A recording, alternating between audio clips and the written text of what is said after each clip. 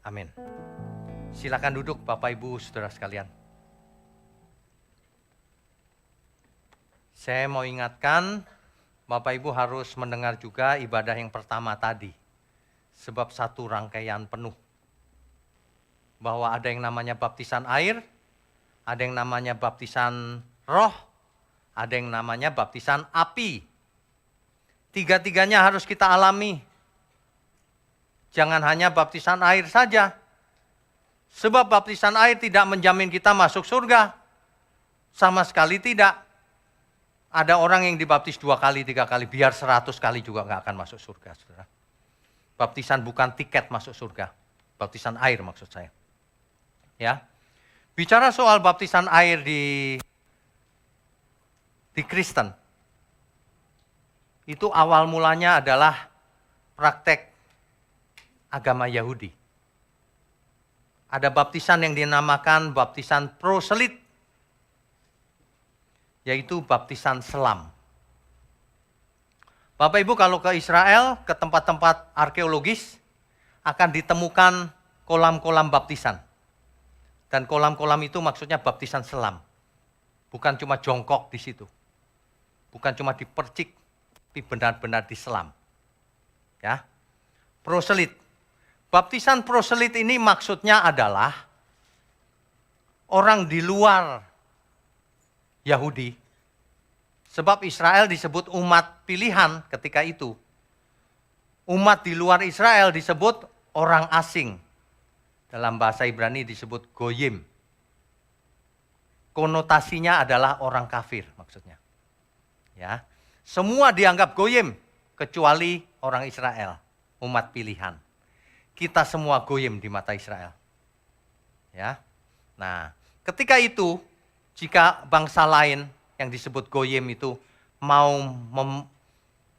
menyembah Tuhan yang sama dengan Israel, maka ia memberi diri untuk dibaptis. Namanya baptisan proselit. Ia memberi diri dibaptis selam. Tanda bahwa ia menyerahkan diri. Ia menyerahkan hidupnya yang lama. Ia masuk kepada hidup yang baru. Yaitu hidup sebagai orang Yahudi. Meskipun bukan orang Yahudi. Pakaiannya berubah. Hidupnya dipimpin oleh Taurat. Harus Taurat penuh. Ya. Harus disunat. Harus mempersembahkan macam-macam sesuai aturan agama Taurat. Agama Musa, agama Yahudi. Yaitu berdasarkan Taurat. Ya. Cara berpakaiannya pun bahkan mereka berubah loh. Jadi dibaptis tidak hanya sekedar baptisan seperti hari ini. Baptisan proselit itu benar-benar berubah. Ya. Itu awal mulanya itu. Itu terjadi khususnya sebelum 70 Masehi. Sebelum Bait Allah dihancurkan oleh Kaisar Titus, oleh Jenderal Titus dari Roma. Jadi ketika Taurat masih dijalankan secara utuh, maka orang yang dibaptis proselit harus mengikuti Taurat. Harus menjadi orang seperti orang Yahudi. Nah, kata proselit ini didapat dari kitab Septuaginta namanya. Septuaginta itu adalah kitab perjanjian lama yang diterjemahkan ke dalam bahasa Yunani. Jadi di zamannya Tuhan Yesus, itu ada kitab namanya Septuaginta, perjanjian lama. Perjanjian lama kan teks aslinya dalam bahasa Ibrani itu. Nah, karena hari itu banyak orang sudah tidak bisa bahasa Ibrani, bahasa resmi dipakai bahasa Yunani, maka diterjemahkan. Menurut tradisi diterjemahkan oleh 70 ahli kitab. 70 banyak sekali. Jadilah kitab perjanjian lama bahasa Yunani yang disebut dengan Septuaginta. Jadi di zamannya Tuhan Yesus beredar kitab Septuaginta. Ada kata dalam bahasa Yunani namanya disebut proselitos. Itu proselit tadi itu, proselitos. Dalam bahasa Ibrani disebut ger. Artinya adalah pendatang atau orang asing. Jadi baptisan proselit adalah baptisan untuk para pendatang, untuk orang asing, untuk goyim. Itu disebut baptisan proselit, untuk menjadi orang Yahudi. Memeluk agama Yahudi. Menyembah Allahnya Abraham, Ishak dan Yakub. Nah, itu ya. Itu awal mulanya tuh.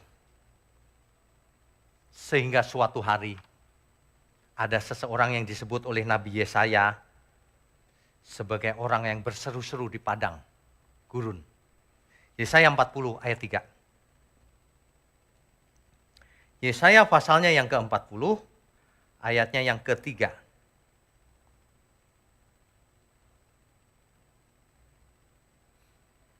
Demikian firman Tuhan, ada suara yang berseru-seru, persiapkanlah di padang gurun jalan untuk Tuhan. Luruskanlah di padang belantara jalan raya bagi Allah kita. Yang dimaksud oleh Yesaya ini adalah Yohanes Pembaptis. Tahu dari mana? Tahu dari Alkitab. Bukan tafsir, ini memang kata Alkitab. Coba kita baca Matius pasal 3 ayat 3. Matius pasal 3 ayatnya yang ketiga. Sesungguhnya dialah yang dimaksudkan Nabi Yesaya ketika ia berkata, ada suara orang yang berseru-seru di padang gurun, persiapkanlah jalan untuk Tuhan. Luruskanlah jalan baginya. Sesungguhnya dialah yang dimaksud Nabi Yesaya. Siapa dia itu? Di ayat satunya jelas. Pada waktu itu tampillah Yohanes Pembaptis di padang gurun Yudea dan memberitakan, bertobatlah sebab kerajaan surga sudah dekat. Jadi penggenapan daripada nubuatan Nabi Yesaya digenapi oleh Yohanes Pembaptis. Penggenapan itu artinya Yohanes datang, itu loh yang dimaksud oleh Nabi Yesaya. Gitu. Sudah selesai digenapi oleh Yohanes Pembaptis. Jangan menunggu yang lain lagi.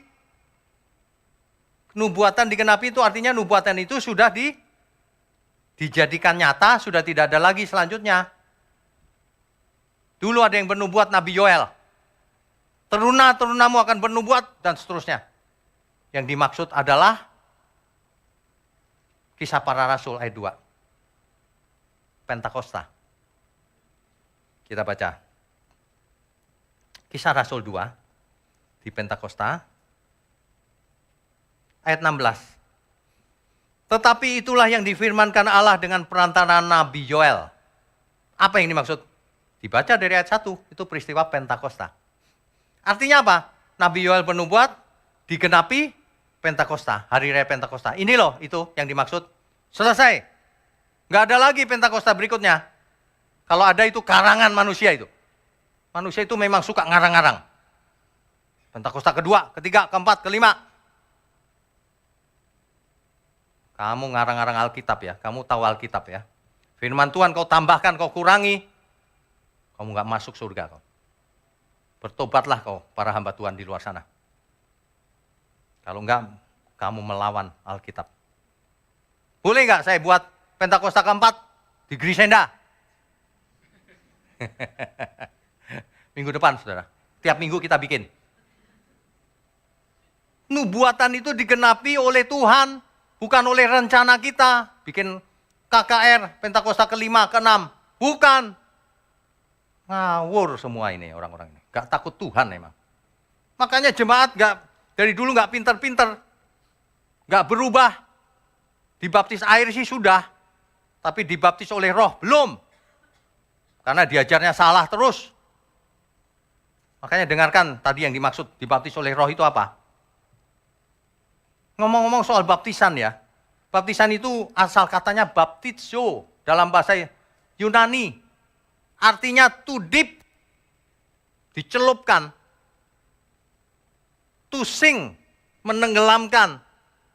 To be drowned, menenggelamkan. Arti kata baptis itu menyelam, nggak ada percik dan sebagainya itu nggak ada. Ngarang-ngarang manusia itu. Nggak percaya, cek ke Israel. Latar belakangnya, kolam itu untuk dipercik-percik atau untuk nyelam. Jangan aneh-aneh jadi manusia itu. Ya, arti kata baptis itu selam. Tetapi Saudara tidak boleh ya menyala-nyalakan orang yang baptisnya dipercik. Nggak boleh. Kenapa? Karena baptisan itu cuma lambang. Bukan berarti kalau sudah diselam masuk surga. Enggak. Kamu diselam 100 kali juga nggak bakalan masuk surga kalau nggak berubah. Kalau perlu diselam 1 jam aja sekalian. Habis nggak bertobat-tobat, saudara. Saya itu kalau khotbah udah ngotot-ngotot begini masih nggak berubah juga.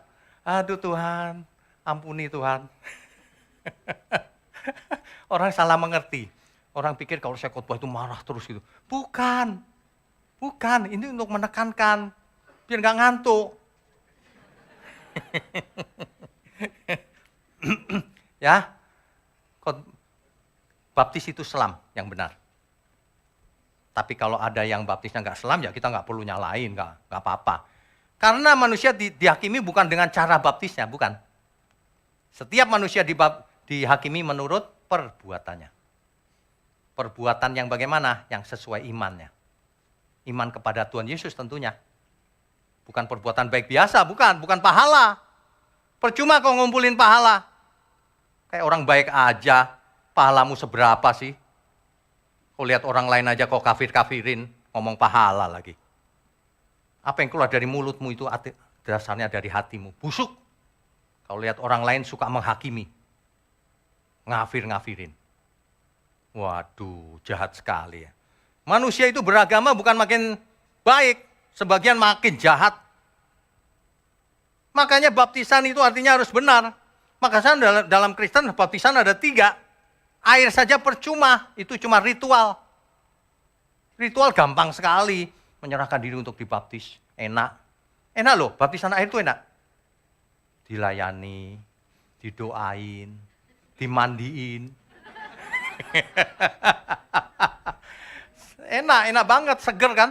Habis baptisan kan seger. Udah seger, foto-foto. Lo kan enak. Udah foto-foto, dikasih makan siang lagi. Udah gitu nanti masuk surga lagi. Kok enak bener loh. Surga macam apa itu? Makanya ada istilah baptisan roh dan baptisan api. Nah ya, singkatnya saja baptisan roh itu begini. Nanti dengarkan yang ibadah pertama. Baptisan roh itu tidak bisa dilihat. Kalau baptisan air bisa dilihat, habis dibaptis basah loh. Rambutnya basah semua, mesti andukan, ganti baju, kelihatan. Baptisan roh, nggak kelihatan. Orang ini sudah dibaptis roh belum ya? Nggak kelihatan. Bukan kalau sudah dibaptis roh, terus di kepalanya ada buletan, sinar. Atau kalau sudah dibaptis roh, jadi kinclong wajahnya. Dibaptis air maksud saya, jadi kinclong. Enggak. Terus panunya semua sembuh. Enggak, bukan gitu baptis roh, baptis air. Baptis air biasa aja. Kalau baptis roh enggak kelihatan. Sama aja luarnya. Dalamnya yang penting. Dalamnya.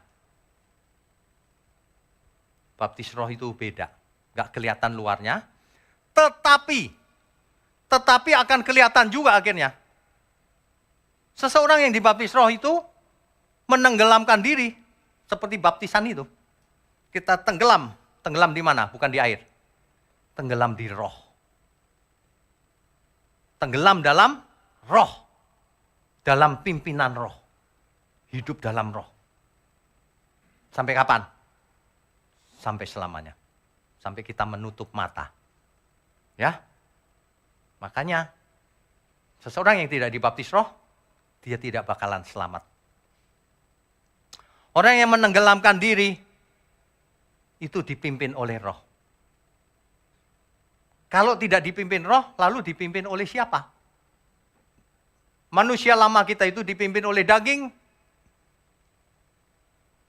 Barang siapa hidup oleh daging, ia tidak berkenan bagi Tuhan. Seseorang hanya berkenan bagi Tuhan kalau hidup menurut roh. Masuk ke dalam baptisan roh. Itu sebabnya setiap orang harus dibaptis oleh roh. Yohanes berkata, aku membaptis engkau dengan air. Tapi dia yang akan datang akan membaptis engkau dengan roh dan api. Membuka tali kasutnya pun aku tidak layak. Yohanes sedang membuka jalan bagi Mesias. Ini loh nanti Mesias. Gitu. Ini peristiwa historis, fakta, bukan dongeng. Sebab ada banyak kisah-kisah dongeng di luar sana. Ya. Jadi kalau kita bicara Yohanes Pembaptis pun sudah dinubuatkan sebelumnya. Tidak akan ada lagi Yohanes Pembaptis keberapa, enggak ada. Ya. Yesus minta dibaptis oleh Yohanes. Padahal baptisan Yohanes itu adalah baptisan pertobatan. Yohanes berseru-seru, bertobatlah. Kerajaan Allah sudah dekat. Beri dirimu dibaptis. Maka kau akan diselamatkan, diampuni dosamu. Nah, kalau baca Alkitab jangan gini, oh dibaptis sudah diampuni nih. Bertobatnya enggak dibaca. Padahal bertobatnya itu cerita panjang. Panjang banget bertobat itu. Bertobat itu bukan gini, aku kapok nih. Bukan, kapok itu bukan bertobat. Karena kapok bisa kumat lagi. Kumat-kumatan. Kalau bertobat tuh gini prosesnya, aku tobat Tuhan, gak ngomong jorok. Udah nih gak ngomong nih. Gak sengaja ngomong lagi, aduh Tuhan.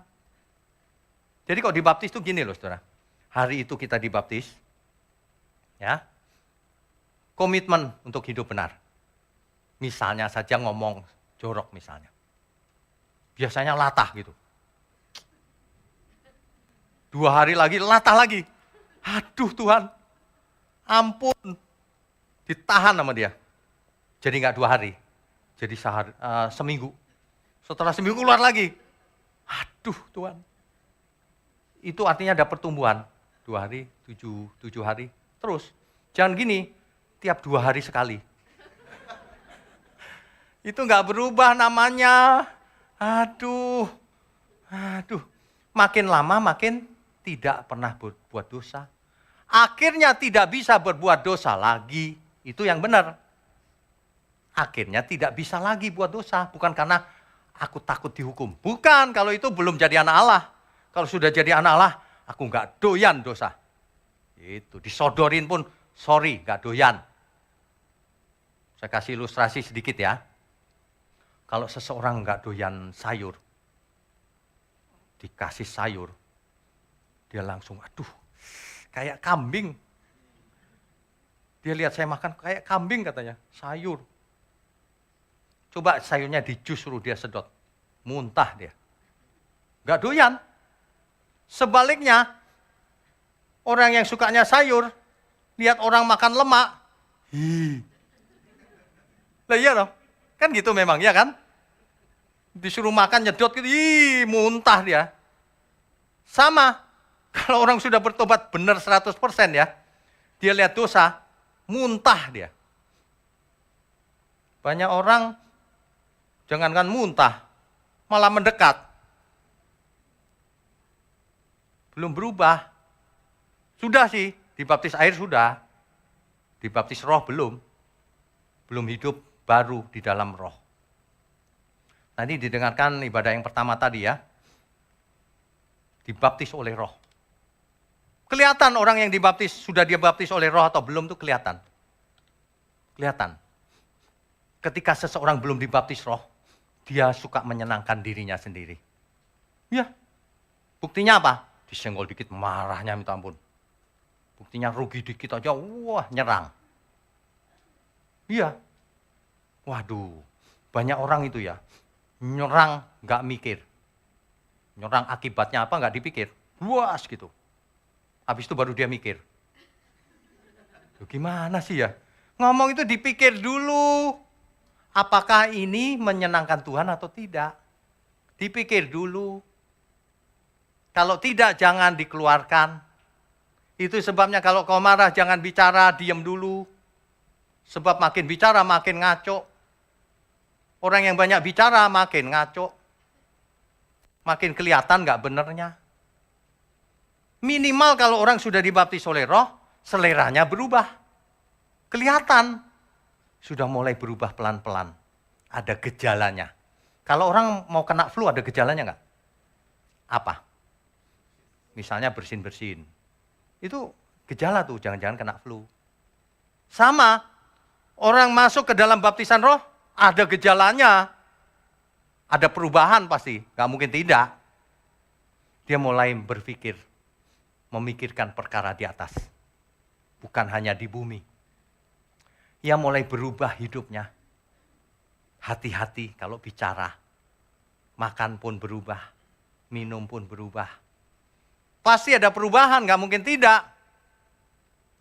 Dia ingin menyenangkan Tuhan karena ingin perkenanan Tuhan. Itu, banyak orang itu ya kalau mendengar perkenanan Tuhan, menyenangkan Tuhan, kayaknya di awang-awang gitu. Tidak. Apa saja yang kita kerjakan sekecil apapun, itu harus menyenangkan Tuhan. Kalau tidak, percuma ke gereja. Ya, percuma. Menyenangkanmu, menyenangkanmu, dimanapun dan kapanpun, dalam segala perkara. Menyenangkanmu, menyenangkanmu, sejak di bumi sampai selamanya. Kelihatan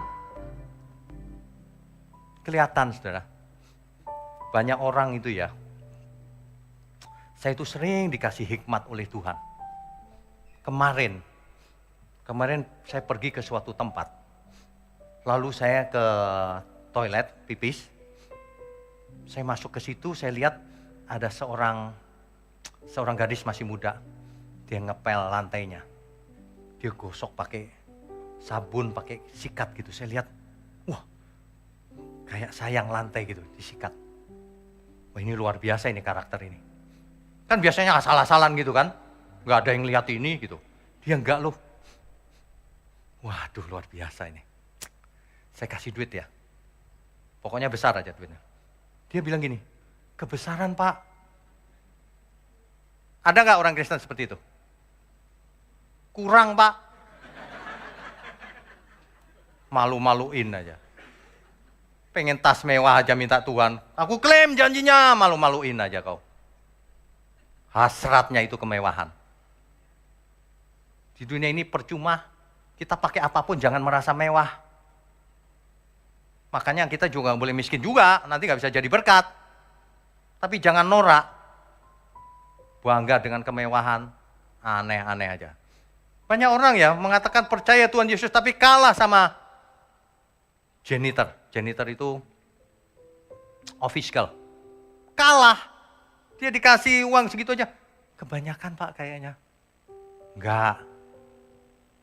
Saya dapat hikmat langsung, aduh Tuhan, jangan sampai umat Tuhan nggak begitu. Malah jelek banget karakternya. Dikasih hadiah, marah. Kurang gede katanya. Ini bener loh, ini pengalaman saya beneran loh. Kita kasih orang marah. Ada nggak orang dikasih hadiah marah? Mengerikan loh.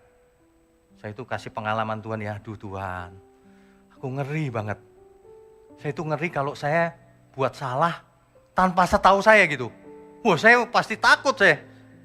Satu lagi ya saudara, suatu hari, aduh saya punya teman dari dulu gitu. Dia itu dokter. Suatu hari dia doyan makan saudara. Dia makan itu sembarangan. Suatu hari dia makan di restoran, sendoknya jatuh.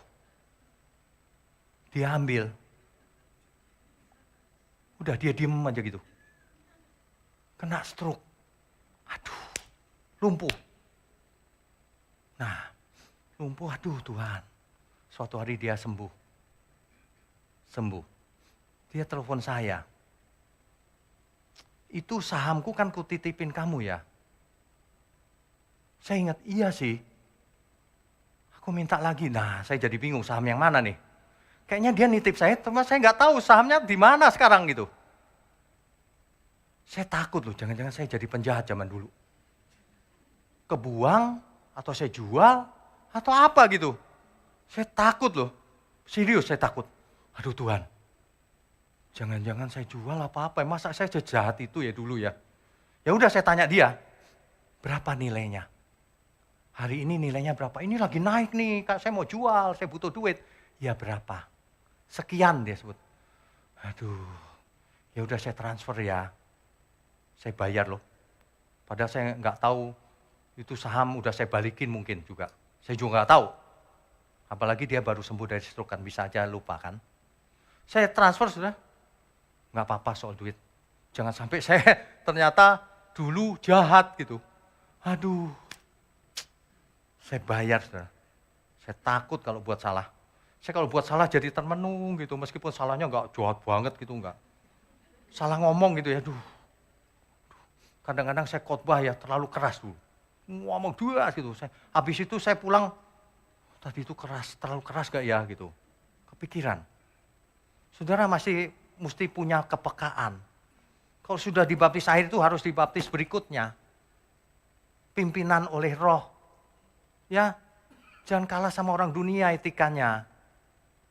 Etika bertanggung jawab, sopan, menghormati yang lebih tua, orang tuamu.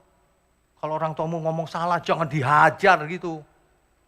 Waduh, biar orang tua salah, ya kita mesti berbakti sama orang tua. Banyak anak-anak itu kasar sama orang tuanya. Kurang ajar. Kecil dibesarin, gede kurang ajar. Kecilin lagi aja Pak. Kecilin lagi udah gak usah lahir kau. Gitu aja. Habis kecil-kecil lahir lucu banget gitu ya. Imut-imut. Begitu gede amit-amit. Aduh, sedih saya kalau lihat. Setiap hari saya hadapi gitu ya. Aduh, sedih saya. Tapi gimana ya Tuhan? Kuncinya rupanya itu. Seseorang tidak cukup dibaptis dengan air saja. Harus masuk ke dalam baptisan Roh.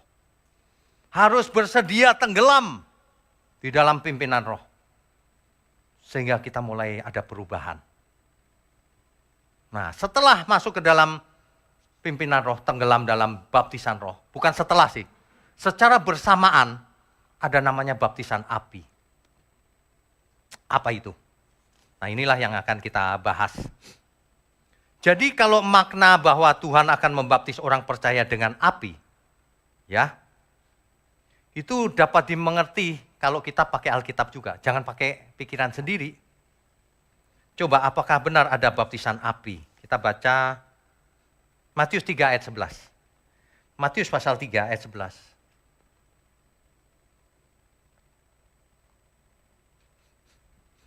Aku membaptis kamu dengan air, kata Yohanes Pembaptis, sebagai tanda pertobatan.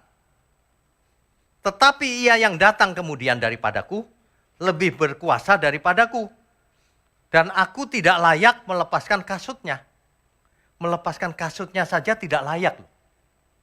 Yohanes Pembaptis nih. Ia akan membaptiskan kamu dengan Roh Kudus dan dengan api. Tuhan Yesus akan datang membaptis dengan Roh Kudus dan api. Kita semua dibaptis air sudah. Dibaptis roh dan api itu kewajiban, bukan opsional. Setiap kita harus mau dibaptis oleh roh dan api. Ya. Nah, yang kita bahas yang ini yang api, yang roh tadi pagi. Kita baca dulu Lukas pasal 12. Lukas pasal 12 ayat 49 dan 53.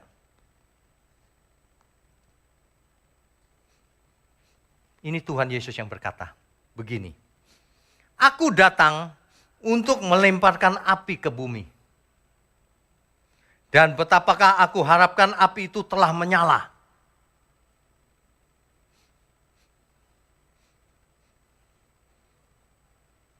Bapak Ibu Saudara sekalian. Banyak orang kalau baca Alkitab itu tidak lengkap. Makanya seolah-olah aku datang membawa damai. Benar itu. Tapi damai versinya Tuhan. Bukan damai versinya dunia ini. Damai sejahtera yang kuberikan tidak sama dengan damai sejahtera yang diberikan dunia ini. Beda. Nah, makanya kalau baca harus sesuai konteks. Mengerti konteksnya. Di ayat ini, Lukas 12 ayat 49. Aku datang untuk melemparkan api ke bumi.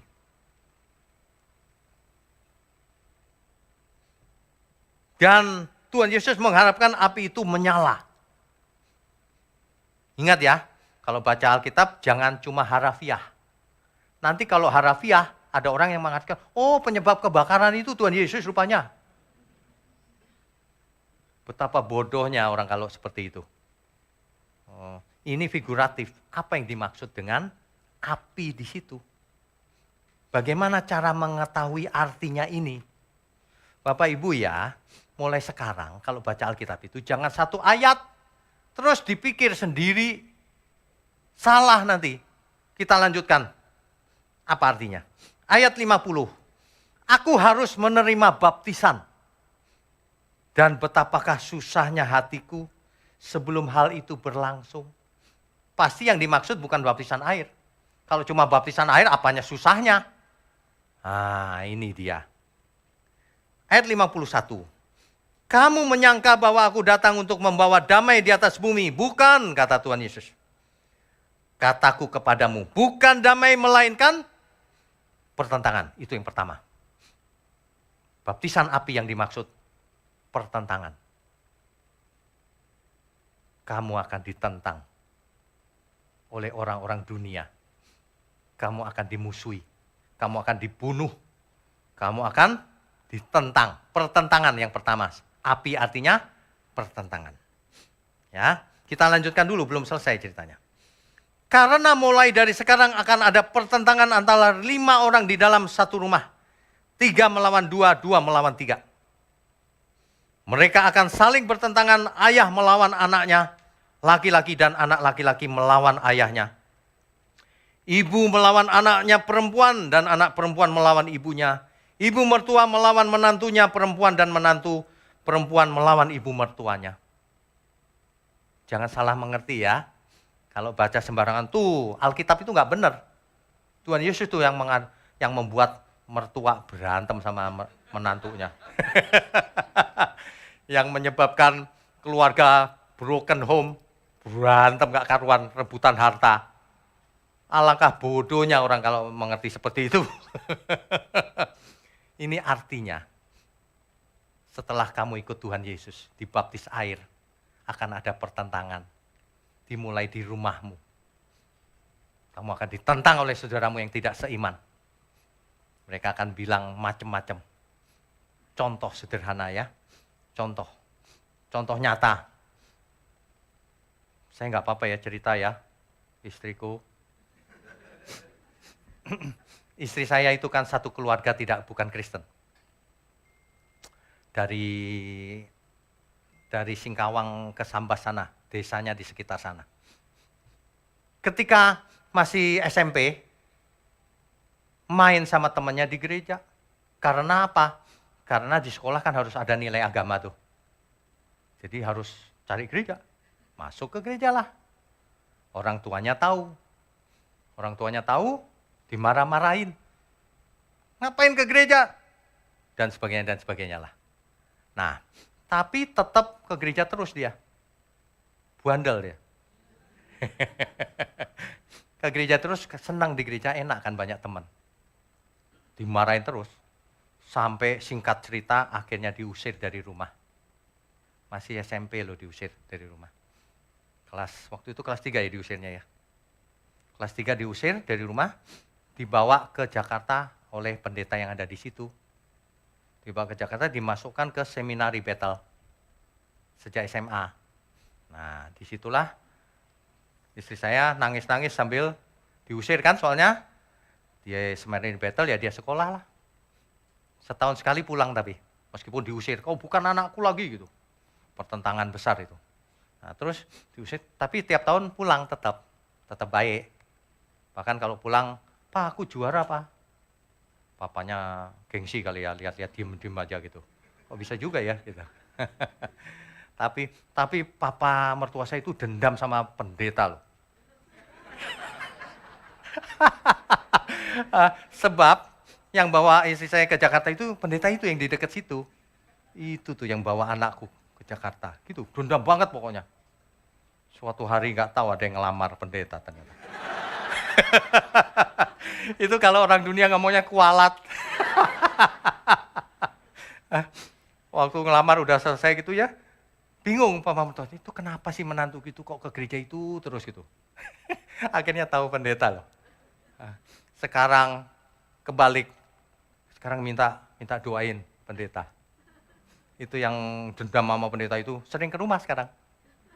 Happy ending.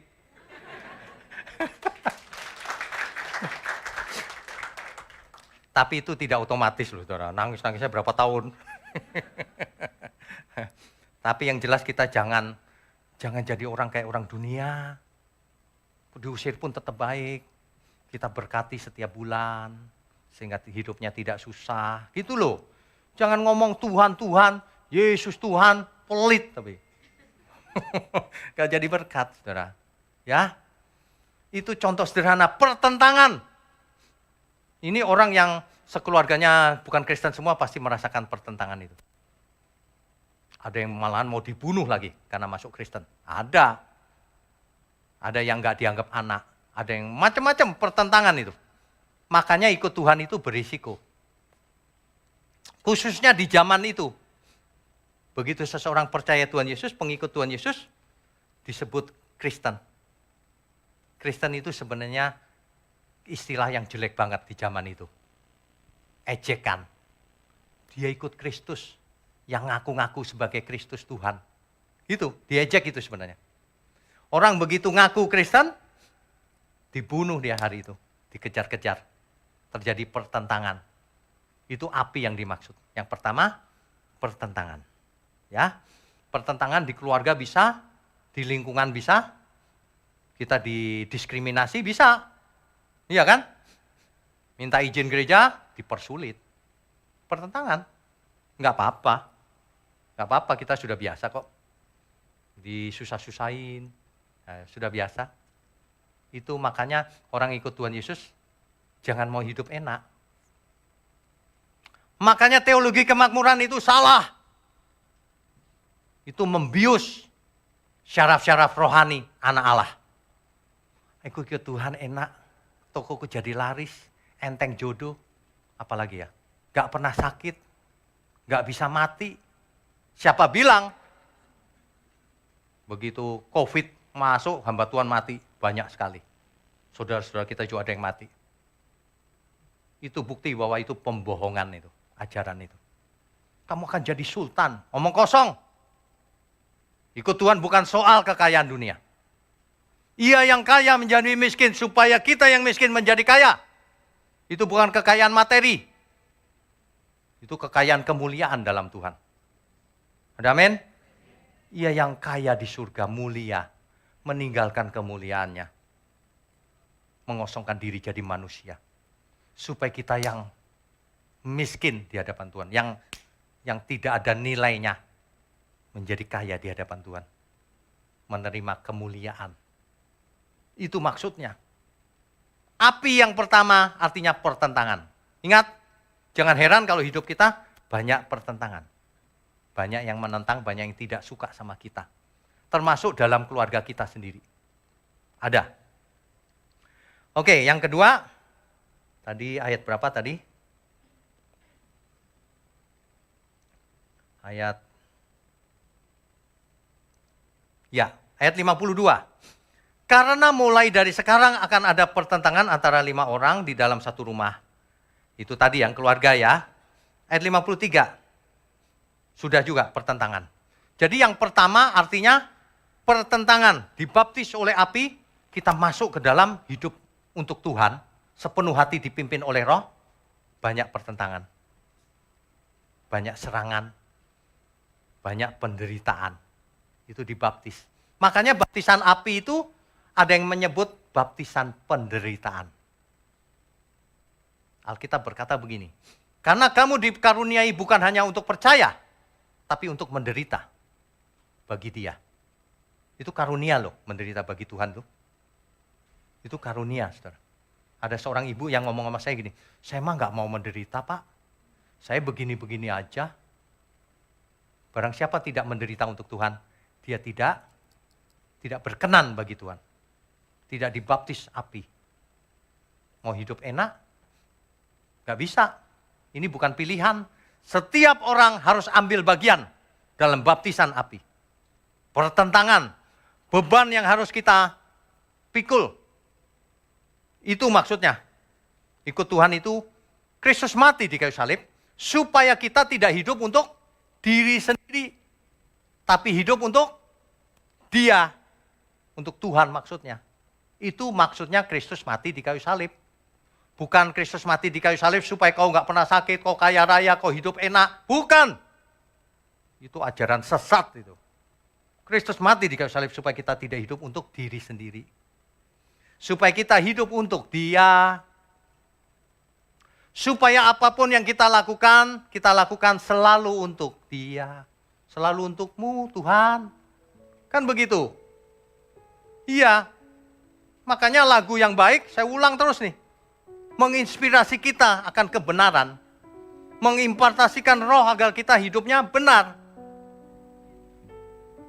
Amin, saudara? Kita kalau dalam hati ya selalu untukmu Tuhan. Kalau kita selalu menggema hidup kita untuk Tuhan, kayaknya sulit deh berbuat dosa. Sulit berbuat dosa. Sulit kita hidup sembarangan kalau kita selalu ingat. Orang yang cuma dibaptis air tapi tidak dibaptis roh, apalagi dibaptis api, mana mau menderita. Kalau bisa bukan selalu untukmu, selalu untuk, pada pintar semua ya. Iya, di gereja sih selalu untukmu. Setiap harinya sama saudara sendiri aja selalu untukku. Selalu untukku. Semuanya untukku. Waduh, luar biasa. Itu orang kalau tidak mengerti baptisan api apalagi mengalaminya. Sebenarnya baptisan api itu penderitaan. Penderitaan itu bisa berupa pertentangan yang tadi itu. Bisa berupa serangan dari dalam maupun dari luar.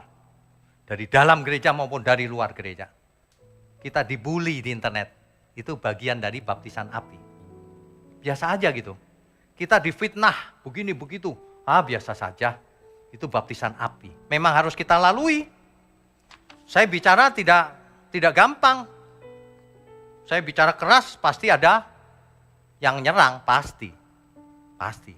Tapi kita tidak pedulikan itu. Yang penting, ini untuk Tuhan.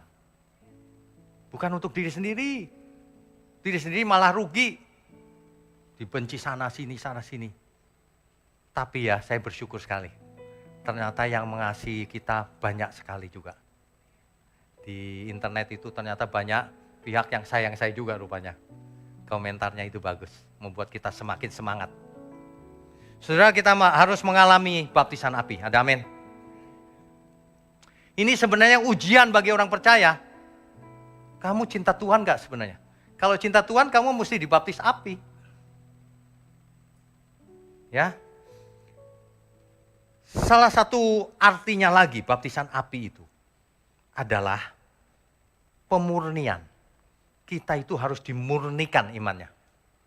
Sebab orang yang dibaptis air belum tentu imannya murni. Kecampur-campur dengan agama lamanya, kecampur dengan karakter lamanya, kecampur dengan dulu suka ke dukun. Tetap itu ke gereja memperlakukan Tuhan seperti dukun juga. Kasih persembahan, dibales ya Tuhan. Itu dukun. Gak pantas kita minta balas Tuhan itu. Kita dikasih hidup aja sudah bersyukur. Berapa nilai hidup kita?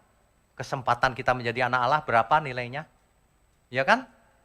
Itu sebabnya kalau seorang dukun bertobat, dia belum tentu bertobat itu. Cuma masuk agama Kristen. Yang diomongin perdukunan terus tapi. Coba. Ada bekas dukun yang bicara begini. Sebenarnya kita itu gampang dilindungi Tuhan dari santet, dari macam-macam. Caranya gimana? Caranya gampang, kasih aja persepuluhan. Balik-balik duit terus. Itu bukan firman Tuhan itu. Kalau kamu hidupnya nggak benar, percuma kau kasih 100% pun seluruh uangmu. Begitu. Ya. Jadi sebenarnya baptisan api ini adalah ujian, penampian, atau pemurnian. Pemurnian. Maleakhi 3 ayat 2-3. Ini salah satu contohnya ya, Maleakhi 2 ayat 3-4. Sesungguhnya aku akan mematahkan lenganmu dan akan melemparkan kotoran ke mukamu. Ini marah ini Tuhan sama bangsa Israel. Yakni kotoran korban dari hari-hari rayamu dan orang akan menyeret kamu ke kotoran itu. Wah, itu. Ya, ayat 4. Maka kamu akan sadar bahwa kukirimkan perintah ini kepadamu supaya perjanjianku dengan Lewi tetap dipegang firman Tuhan semesta alam. Ini kayaknya salah baca saya. Maleakhi 3 ayat 2 sampai 3. Siapakah yang dapat tahan akan hari kedatangannya? Siapa yang bisa tahan hari kedatangan Tuhan? Dan siapakah yang dapat tetap berdiri apabila ia menampakkan diri? Hari itu kalau Tuhan datang, siapa yang tahan? Apabila ia menampakkan diri? Sebab ia seperti api tukang pemurni. Tukang pemurni logam. Dan seperti sabun tukang penatu. Api itu fungsinya, kalau bagi pengrajin logam, itu pemurni. Emas itu kan dibakar supaya leleh. Murni emasnya, sisanya tertinggal. Pemurni, api itu pemurni. Baptisan api itu adalah proses pemurnian iman kita. Apakah hati kita masih bercabang ke lain hati. Banyak kekasih yang lain. Kekasihnya itu mamon. Kekasihnya itu macam-macam. Apakah masih seperti itu?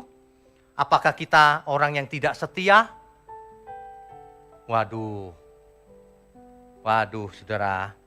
Jadi baptisan api ini rupanya pemurnian. Pemurnian, saudara. Sebab ada orang yang sudah dibaptis air, sudah dibaptis roh, tapi tidak dibaptis api. Ia kembali lagi, murtad lagi. Hati-hati saudara, manusia bisa murtad, ke gereja rajin, agama lain, bertobat. Wah, bersaksi sana sini. Yesus itu baik saudara, saya ketemu Yesus. Saksinya luar biasa, kita tunggu saja. Berapa lama dia tahan? Ternyata setahun kemudian balik lagi. Ini kan fakta ya, fakta di lapangan. Jangan bilang bahwa orang gak bisa murtad. Murtad lagi bisa. Percuma kau bertobat, kalau murtad lagi. Makanya orang yang benar-benar dibaptis oleh api, seharusnya tidak bisa murtad lagi. Seharusnya ia tidak akan menoleh ke belakang lagi. Orang yang sudah dibaptis dengan api, ya dia tidak cinta dunia lagi. Ia berkemas-kemas, ingin pulang. Itu, sebenarnya begitu. Ya, mestinya seseorang ya, aku tak akan menoleh ke belakang lagi Tuhan. Sebab dunia ini diambang kehancuran. Dunia ini gak akan kekal saudara. Masuklah baptisan api. Sehingga kita semangat meskipun menderita kiri kanan, pertentangan banyak. Pikul salib. Tapi itu yang benar. Hidup kerohanian yang benar itu seperti itu. Bukan yang hidupnya glamor, dari sepatu sampai atas bermerek. Emangnya kok pajangan apa? Pajangan toko apa? Bukan berarti nggak boleh, bukan. Tapi kalau setiap kali khotbah lalu mereknya dari atas ke bawah ke atas terus. Itu namanya iklan. Apa yang mau kau bicarakan soal kebenaran, kesucian hidup? Kamu aja matre, terikat dunia ini. Makanya alami baptisan api, biar mengerti hidup untuk Tuhan itu seperti apa. Orang yang hidup untuk Tuhan gak mungkin glamor, kecuali ia memang artis, kecuali ia bergaulnya memang sama para konglomerat. Glamornya bukan dalam rangka mau glamor, karena memang mau bergaul menyelamatkan mereka. Ngerti gak maksudnya? Itu maksudnya. Kalau kita ke kalangan bawah ya pakainya yang sederhana, menyesuaikan diri. Untuk apa? Menyelamatkan. Supaya bisa masuk kebenaran itu. Itu loh. Itu. Banyak orang nggak mau ikut ke dalam baptisan api, maunya enak-enak. Baptisan air memang enak sih, seger. Berikutnya yang penting, baptisan roh dan api. Kalau orang sudah masuk baptisan api ya, dia sudah nggak bisa balik lagi. Terbakar dia. Menderita pun terus sampai kesudahannya. Seperti para rasul. Para rasul itu masuk baptisan api yang mengerikan. Dipancung kepalanya. Ada yang tangannya diikat, ditarik ke sana, satunya ke sana, kakinya ke sana, sama kuda. Lepas semua. Ada yang diseret sepanjang kota, sampai habis dagingnya. Bapak-bapak gereja ada yang dimakan oleh singa, sampai tinggal sedikit dagingnya. Baptisan api, saudara. Kita tidak mengalami yang seperti itu.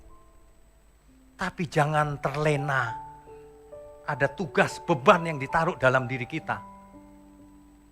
Ada tugas yang kita hidup tidak boleh sia-sia. Jadilah api dunia juga yang memurnikan iman kita. Kita dimurnikan oleh api itu. Kita tidak akan pernah menoleh lagi ke belakang kalau sudah masuk baptisan api. Kalau cuma api, kalau cuma air, gampang. Tapi kalau sudah api, manusianya berubah. Berubah total. Yang memikirkan bagaimana menyelamatkan banyak jiwa. Penderitaan apapun udah gak dipikirkan lagi. Manusia zaman sekarang gak jarang yang dibaptis oleh api. Para konglomerat yang Kristen, nothing. Apa yang dia kerjakan untuk Tuhan? Gak ada. Kasih persepuluhan kecil. Padahal kalau dia kasih 80% dari kekayaannya, itu pun masih kaya. Orang gak ngerti baptisan api. Suatu hari kalau Tuhan Yesus datang kembali, waduh, ditolak semua orang itu. Makanya ya, di sisa umur hidup kita ini, mari kita pikirkan siapa yang bisa kita selamatkan ya. Saya gak akan terus terang, gak pernah terus terang sama orang kaya. Kamu masuk neraka kalau gak kasih uangmu ke Tuhan. Gak pernah, ntar dipikir saya mau uangnya lagi. Gak penting banget itu. Kau kasih aja gereja lain. Tapi kamu mesti selamat. Jangan tidak berfungsi untuk pekerjaan Tuhan. Banyak orang tidak berfungsi apa-apa untuk pekerjaan Tuhan. Kalau saudara mau berfungsi, minimal link-link kebenaran disebar. Minimal banget. Kalau nyebar link aja gak mau, lalu terus bagaimana? Baptisan api itu, rasul-rasul itu mati bahkan. Karakter duniawi aja nggak mati. Kalah sama tadi itu yang janitor. Dikasih uang aja kebanyakan, Pak. Nggak matre dia artinya. Padahal dia butuh uang loh. Saudara itu kalau bisa uangnya banyak. Tapi bukan untuk diri sendiri. Itu loh maksud saya. Ada orang yang terbeban ya ketika saya bilang. Saya itu membayangkan ada sekolah. Ada panti jompo, sebab banyak orang tua dianiaya sama anaknya. Kita rawat sampai kesudahannya, kan bagus. Ada yang terbeban, tapi belum banyak. Yang terbeban luar biasa loh. Saya oke, Pak. Wah, dia sebut angka-angka yang fantastis juga itu. Saya bilang jangan, belum siap. Nanti kalau ada orangnya, dibutuhkan orang yang benar-benar hatinya jatuh hati, benar-benar pecah hatinya. Untuk memimpin, memanage dengan benar panti jompo ini. Supaya jadi berkat bagi dunia. Jadi contoh, percontohan. Sehingga orang lain kalau buat yang begitu caranya. Sistemnya kita kasih ke mereka. Ibarat produk tuh franchise. Tapi ini gak bayar apa-apa. Pakai aja sistemnya begini nih. Prosedurnya, aturan mainnya. Ada ibadahnya, ada ini, ada dokternya dan sebagainya. Mungkin orang lain bilang, mimpi ini ya. Kita lihat saja mimpi atau bukan. Banyak orang dikit-dikit nggak mungkin. Padahal Allah kita bisa membuat yang tidak mungkin menjadi mungkin. Ada amin? Saya itu sangat amat percaya. Saudara, Berikan dirimu untuk dibaptis oleh api. Mulai pikir, apa yang harus kulakukan Tuhan untuk memikul salibku masing-masing. Dan jangan pernah kembali lagi, saudara. Sampai kapanpun. Terjunkan diri kita ke dalam pekerjaan Tuhan. Aku sudah tua Pak, fisikku sudah lemah. Oke, nggak usah melayani secara fisik. Forward aja link kebenaran, sambil kasih nasihat ke sekeliling, ke saudara, ke anak, ke cucu. Pokoknya lakukan sesuatu untuk Tuhan. Jangan pernah balik lagi ya saudara. Saudara harus dimurnikan imannya. Selama ini iman tidak pernah kita permasalahkan, dimurnikan. Bahkan sebagian orang, iman itu gini Pak, kalau aku butuh sesuatu aku yakin Tuhan kasih. Dalam nama Yesus. Imannya model begituan. Nggak bisa dipakai Tuhan. Iman yang benar itu justru menyerahkan seluruh hidupku. Biarlah kehendakmu yang jadi, bukan kehendakku. Kan begitu. Kenapa orang percaya harus dimurnikan oleh api? Kenapa harus dimurnikan imannya? Supaya efektif bagi kemuliaan Tuhan. Sebab orang yang tidak murni imannya nggak bisa jadi apa-apa dia. Bahkan jadi sandungan bagi teman-temannya. Dia begitu hidupnya ngomong Tuhan lagi. Gitu. Murni, kalau iman kita murni, orang akan berkata, dia beda ya. Dia dulu nggak begini loh, sekarang kok beda ya. Nyata perubahannya. Nyata. Ya, ingat baik-baik. Tidak cukup dibaptis dengan air. Harus baptisan api. Tuhan Yesus membahasakannya dengan kalimat lain. Lukas 9 ayat 23. Lukas pasal 9 ayat 23. Katanya kepada mereka semua, setiap orang yang mau mengikut aku, ia harus menyangkal dirinya. Memikul salibnya setiap hari dan mengikut aku. Menyangkal diri itu apa, saudara? Menyangkal diri itu bukan begini. Aku bukan Pak, aku bukan dia, bukan. Itu menyangkal biasa. Menyangkal diri itu maksudnya gini, manusia lamaku kusangkalin, mati aja dia. Aku mau jadi manusia baru. Menyangkal diri itu menyangkal, aku yang dulu tuh begitu, enggak, sekarang bukan, gitu. Menyangkal diri. Barang siapa mau ikut Tuhan Yesus harus menyangkal dirinya, memikul salibnya. Itulah baptisan api tadi. Memikul salib. Setiap hari dan mengikut aku. Ini kalau di-explore pelan-pelan ya, panjang juga ini. Menyangkal diri itu apa? Memikul salib itu apa? Mengikut aku itu apa? Mengikut Tuhan Yesus itu bukan datang ke gereja, sudah bukan. Mengikut Tuhan Yesus itu mengikut jejaknya, bagaimana ia hidup. Bukan jubahnya, rambut panjang, bukan. Bukan luarnya. Bagaimana kita berpikir dan berperasaan seperti Tuhan Yesus. Filipi 2 ayat 5. Oleh karena itu, dalam hidupmu bersama, kenakanlah pikiran dan perasaan Kristus. Jadi kita menjadi jelas kalau orang lihat, wah ini aromanya Tuhan Yesus nih. Itu. Iya, jadi dalam bahasa figuratif begitu, aromanya itu aroma Tuhan Yesus. Ya, jadi mulai sekarang, yang pertama, saudara, mari kita persembahkan seluruh hidup kita. Masuk ke dalam baptisan api. Tapi untuk itu kita harus hidup kudus. Persembahkan semua untuk Tuhan. Ya. Banyak orang tidak mau hidup kudus. Banyak orang mau hidup menyenangkan dirinya sendiri. Mestinya mulai sekarang kita memasuki baptisan api. Itu saudara. Dalam bahasa sederhana, baptisan api itu kita nyemplung ke dalam penderitaan, pertentangan, tantangan, salib, apalagi seluruh hidup kita. Jadi mengikut Tuhan bukan enak. Kalau orang pelit ya, itu mengeluarkan uang itu penderitaan loh baginya. Kalau ada saudaranya yang butuh uang, aduh butuh duit lagi, itu kayak penderitaan. Mestinya nggak begitu. Ini anugerah Tuhan nih kalau aku bisa bantu dia. Mestinya begitu.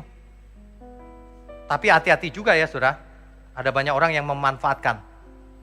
Jangan bisa ditipu juga. Alasannya ini itu padahal dia malas. Jangan, ya. Tapi kita tidak boleh pelit. Bagaimana ya, saya kadang-kadang bingung loh. Ada orang yang hidupnya aja gak benar, pelit, mulutnya jahat dan sebagainya, berani nyanyi di gereja loh. Bagaimana ya ceritanya ya? Masa ada orang jahat bisa menyanyi ku bersedia hidup kudus tak bercelah. Makanya kita gak boleh munafik. Di luar gereja dan di dalam gereja harus sama. Di dalam gereja hidup kudus, tak bercacat, tak bercelah. Ikut memikirkan beban pekerjaan Tuhan di masing-masing bidangnya. Nah, ketika sampai ke gereja, jadinya nggak fales. Nyanyi pun jadi tulus karena setiap harinya sudah begitu. Iya kan? Jadi ketika kita mengatakan begini, itu sesuai dengan sehari-hari. Bapak Ibu Saudara sekalian, kita mengerti dengan lengkap ya, baptisan air. Aku komit Tuhan. Oke, buktikan komitmenmu. Masuk ke dalam baptisan roh, dipimpin oleh roh. Mematikan manusia lama, mengikuti kehendak roh. Oke, tapi ada tantangannya. Baptisan api. Kamu gak gampang gitu, nanti kamu difitnah. Nanti kamu dijauhi temanmu. Nanti kamu gak dapet job. Nanti kamu gak diterima di instansi tertentu. Nanti kamu gak naik karirmu. Gitu-gitulah, dipersulit semuanya. Kita harus tahu bahwa itulah baptisan api yang harus kita alami. Itulah pikul salib. Kalau ada di dalam keluargamu yang belum mengerti, belum percaya Tuhan, itulah salibmu juga. Kamu harus tampil menjadi super baik. Supaya orang heran di keluargamu. Bukan seperti Tuhan itu baik ini ya, tapi jahat, percuma. Tampilkan bahwa engkau berubah menjadi luar biasa. Sehingga mereka amazed, terpesona. Apa yang membuat dia ini ya? Kenapa kau berubah begini ya? Dulu kau sombong sekali ya. Iya, soalnya tiap minggu aku kepik. Dimarah-marahin terus. Aduh, saudara. Sebentar kita mau lakukan perjamuan kudus. Ya. Kita harus mengerti dengan benar apa itu arti perjamuan kudus. Ya. Jangan salah mengerti. Kalau kita sudah dibaptis air, maka boleh mengambil perjamuan kudus. Tapi ingat ya, harus dibaptis roh juga, harus dibaptis api juga. Mengapa? Sebab perjamuan kudus ini punya makna yang luar biasa. Inilah perjanjian yang baru yang dimateraikan oleh darah Tuhan Yesus. Artinya apa? Kita semua dimasukkan nama kita ke dalam perjanjian yang baru bersama Tuhan Yesus. Oleh karena itu sudah sewajarnya kita harus dibaptis roh dan api. Karena kita diberi anugerah yang sangat luar biasa. Keselamatan di dalam Tuhan. Perjanjian itu dikasih materai oleh darah Yesus. Amin, saudara. Beri kemuliaan untuk Tuhan.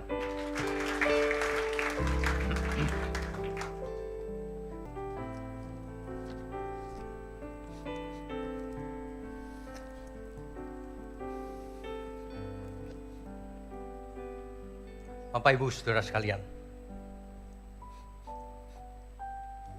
kita telah dimasukkan ke dalam perjanjian yang baru, yang dimateraikan oleh darah Yesus. Artinya kita diarahkan kepada keselamatan di dalam Tuhan. Oleh karena itu, untuk anak-anak yang belum dibaptis, beri dirimu dibaptis.